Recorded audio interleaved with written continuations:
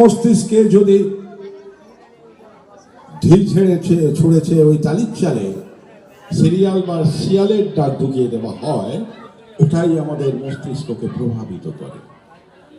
তাই মস্তিষ্কের আসল খোরাক সত্তারঞ্জনী খাদ্য, আর এই সত্তারঞ্জনী খাদ্য পরিবেশনের জন্যই আজকের এই ব্যবস্থাপনা, যাতে আমরা আমাদের জীবনের প্রত্যেকটা ছত্রে ছত্রে, প্রত্যেকটা চলনে বলনে পরম পুরুষকে আপ্তিকরণ করতে পারি। প্রাপ্ত হয়ে কোনো লাভ নেই, আপ্তিকরণ যদি করতে পারি তবেই আমাদের জীবন এবং যৌবনের যথার্থতা।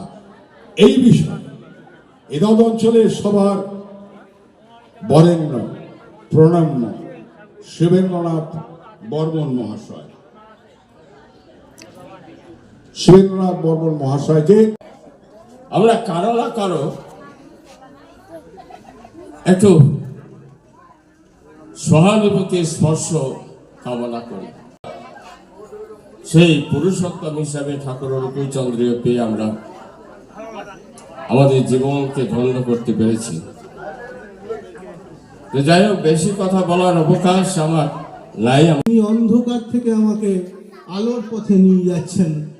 তমসমা জ্যোতির্গময়, মৃত্যুর অমৃতময়, তমসার পার অচ্ছেদ্য বর্ণ মহান পুরুষ, যিনি শ্রী শ্রী ঠাকুর অনুকূলচন্দ্র রূপে এ যুগে আবির্ভূত হলেন নর দেহ ধারণ করে।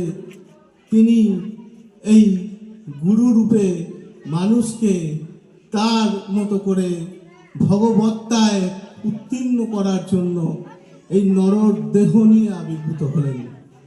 বাইবেলে আছে, god created man after his own image.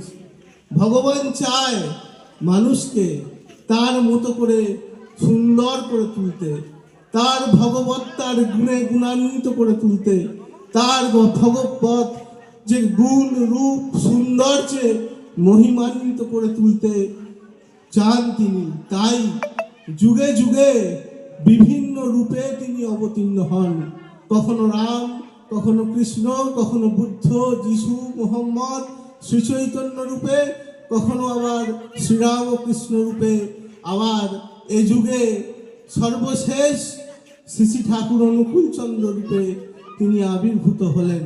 আমাদের গুরু রূপে আমরা তাকে বরণ করে নিলাম। তবে আজকের যে সবার যে বিষয় তার সাথে অঙ্গাঙ্গিভাবে যুক্ত। একটু আগে বলছিলেন